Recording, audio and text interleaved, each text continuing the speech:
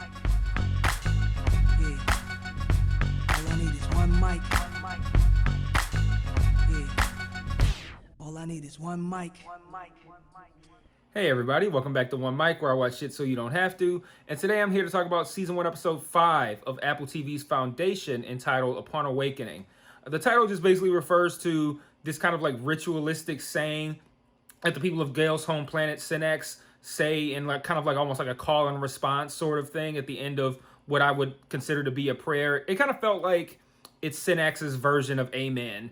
You know, they say like this prayer, the congregation says upon awakening, Gale says it back to them. It's a very, what you're accustomed to seeing in religion, a whole lot of call and response, a whole lot of patternistic speaking. Like, it's very ritualistic. I really enjoyed actually this portion of the episode. We spend maybe like the first, I don't know, maybe like 20 minutes, give or take, in the time just before Gale leaves Synax. And we learned, we already knew, that she was kind of shunned and looked at as an outcast for, believing crazy things like science on on Synax, which is a very, very religious planet. But now we get to learn a little bit more about, not necessarily why, but just we get to see it a little bit more, get a little bit more context as to just everything that was going on. And like we see that Gale was actually an acolyte for the religious side, and it seemed to me to be assisting in capturing and finding heretics and getting them, giving them up for execution.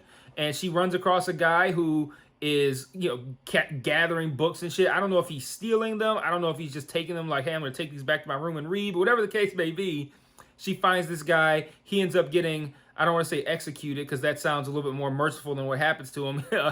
He's tied to a bunch of heavy rocks, and the books that he was taking were tied to him as well. And they kick the rocks in, and the rocks fall in the water, and they drag him in. And there's an interesting scene later where Gale goes to retrieve the books, and there's a whole, she swims past several other bodies that are like kind of like floating at the bottom of this river or whatever.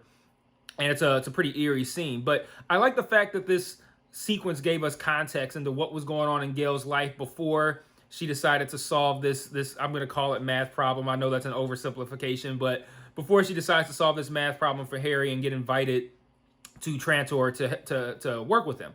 And, I think the show took a very firm stance in where it stands on like religion versus science. And I'm not trying to pit the two against one another necessarily, but the show is doing that. So I'm doing it for the purposes of discussing the show. The show had this moment where, Gale's convincing them that floodings are coming. It's the math. The water is going to rise to a point where it's going to get really, really bad. And they're like, did the Seeker tell you this? Like, they're just like, why would you even come to me with like, stuff that you use like science and math and shit to figure out? Like, we're just praying on it. Like, and the show makes her parents, particularly her father, incredibly stupid, to the point of like a zealot, to the point of like, I'm going to deny what I am clearly seeing because it came from math and not because it came from the Seeker, who I guess is their deity. And he even has a line where he says something like, she says like, I'm going to go to Trantor, and he goes like, the machine world? like where they got like technology and shit.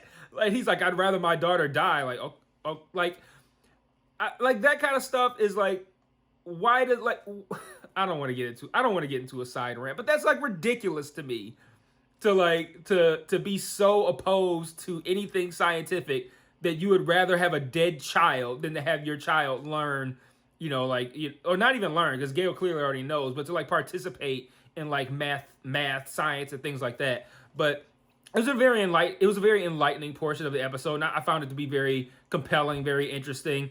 I like learning about characters' backstories, and now we have more of an idea of what Gale went through prior to going to Trantor, which, all we knew ahead of time was that she came from a religious world and they didn't fuck with science, and that was kind of it. But to like see that context and learn a little bit more, it makes Gale's character a little bit more robust, I would say. So about another thing about this episode is I learned in this episode that everyone is playing a long game here. And I that was kind of obvious at the beginning because like there's been so little advancement of the plot, and I've been saying this the whole time. that the show itself is playing the long game. You know, like when you want to build this kind of world, you want to build that foundation to where everybody can understand what all these different parties are going through, dealing with, where they come from, their motivations, all these kinds of things, right? So I've always said that the show is playing the long game, but we learned this week that the show is playing the long game in an entirely, in a much more elaborate way than I even thought. We also learned that the characters within the show are playing the long game. The Anacreants who are on Terminus are playing a long game, like a game that's so long that we still are not quite clear what the end of the game is. I'll talk about that momentarily. And then Harry and Race are playing the long game. You know, it looks, and the cool thing about that is, like, from our perspective, both of those characters are dead. But the events that are taking place now, as we find out 34 years after Race kills Harry, their game is still at play. Like, everything that's happening is going according to a plan that I believe they collectively came up with.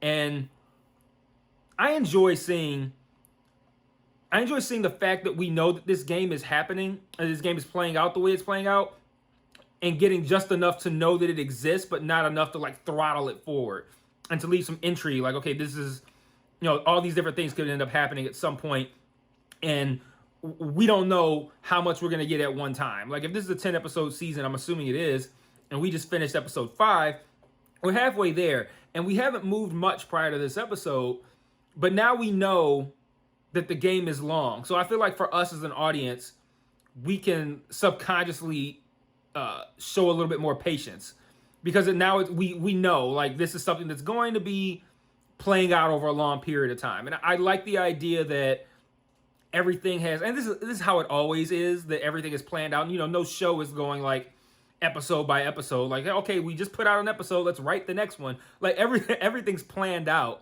But I like the fact that this show seems to be letting you in on that fact, that there's a whole lot going on here that we don't know about, and we're gonna find out a little bit more as we go along. So I think that's pretty cool. So we spent time on Terminus, and the Anacreants are, you know, preparing for battle. You know, there's a moment where they pointlessly fire on this force field, and it does nothing.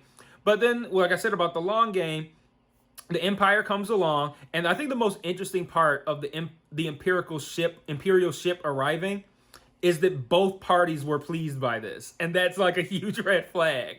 Like, the people on Terminus, the Foundation, they're like, I knew the Empire was gonna send somebody to help us, and then the Anacreants are looking like, yeah, we were waiting on you, motherfuckers. And I'm like, what are they happy about? But we find out this was part of their plan, was to hope that this Imperial ship would come so they could shoot it down. And, you know, I said last week that they were going to get these navigation plans. I'm like, well, I was very short-sighted and gullible, because that was not it. But Farah, the Grand Huntress, you know, she says that they do hold Terminus responsible, and Terminus isn't innocent, because Harry Seldon's, you know, his teachings are what gassed up the Empire to even be doing what they did in the first place with Anacreon. So they do still hold that vendetta against both Empire and against the people on Terminus. And I find that to be not surprising, but an interesting revelation. And then when they blast down the Imperial ship, you would think that, I hate that I keep saying empirical. I know what that means, and it is not what I'm trying to say. The Imperial ship, you would think that, like, maybe that was the end of their revenge. Maybe not like they're done, but, like, you know, okay, you got to take down an Imperial ship, like, time to celebrate. And they're like, no, we've laid waste to the people of Terminus. We have taken down an Imperial ship. And there's a moment where Farah says something like, stick to the plan. Like, I think whoever it was suggested that they do something with Salvor, and she says, stick to the plan. I'm like, this ain't even the end of the plan. Like, there's more, because you can't take that Imperial ship and take it places. You just destroyed it. So, like you won. Like, you've basically knocked out everybody on Terminus. You've knocked out this ship, and there's still more plan left. Like, like I said, I love the fact that it looks like they achieved their goals, and they're like, no way, just stick to the plan. There's way more coming. Like, this, they're playing the long game. And then we also spend time with Gail on this ship. She arrives. We find out it's been 34 years later. She arrives on this ship. There's no one there but her. It had a very what I loved about this was like this was almost like it turned into a suspense film. Like you have it's dark, it's futuristic looking. She's alone. It had real like alien vibes kind of. And dark, smoky, lots of mist around and shit like that, and this computer that again very what's the computer from Hal from oh Jesus Christ you know the fucking movie Hal out of Space Odyssey. Yes, that 2020 fucking A. Why can't I remember the name of this movie?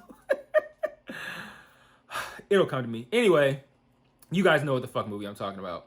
No, this is bothering me now. Why can't I remember the name of this fucking movie, man? I'm about to just Google it. I don't know why I can't remember the name of this movie right now. 2001. Why do I keep saying 21? 2001. Hal from 2001. So,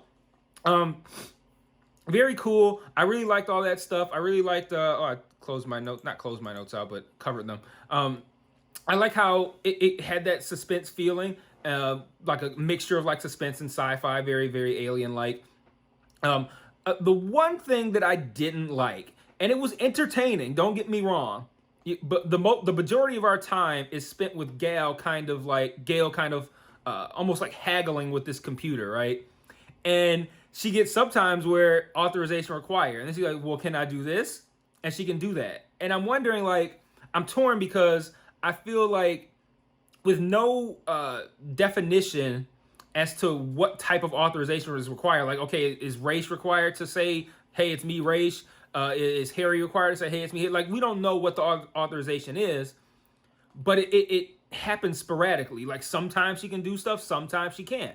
And one part of me says, this is dumb because this is just like a plot device that exists just to make it so that she has to play this game where it's like, oh, I almost figured out what I got to figure out. Authorization required. Oh, I'm almost there. Authorization required. Like, it's so arbitrary when that happens that it almost feels like it takes me out of it a little bit because it feels like it just exists to make it so like, I don't know, to like manufacture this kind of, I don't even want to call it drama, but I don't know, just to extend this sequence of her trying to figure out where she's going. On the flip side, there's so much long game being played here because we know that Raish planned on this out. Like, there's something like they said something like something about initiating some Raish protocol when she eventually gets out of the capsule that she's in. We later see Harry there. More on that later. But this is clearly something that Raish planned out. Maybe Raish and Harry as well collectively planned this out.